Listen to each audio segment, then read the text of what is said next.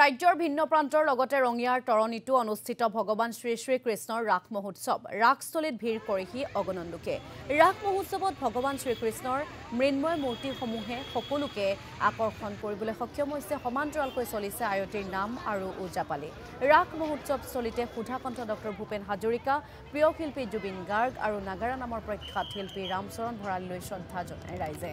এবাৰ ৰাস মহোৎসৱলৈ জিলাখনৰ ভিন্ন প্ৰান্তৰ লোকৰ আগমন ঘটিছে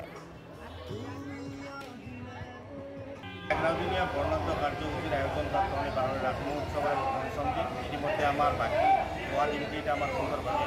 আমাৰ কাৰ্যসূচী চলিছে আৰু আগত দিনকেইটা আমাৰ কাৰ্যসূচী বিভিন্ন কাৰ্যসূচী আছে বিশেষকৈ আমাৰ ওজাপালি চলি আছে আমাৰ সাংস্কৃতিক অনুষ্ঠান আছে সাংস্কৃতিক অনুষ্ঠানত আমি এইবাৰ 15 তাৰিখে বলিউডখ্যাত শিল্পী ঋতুৰিবাক আমি আমন্ত্ৰণ জনাইছোঁ তাৰে আগদিনা অৰ্থাৎ 14 তাৰিখে আমি বাবু বৰুৱা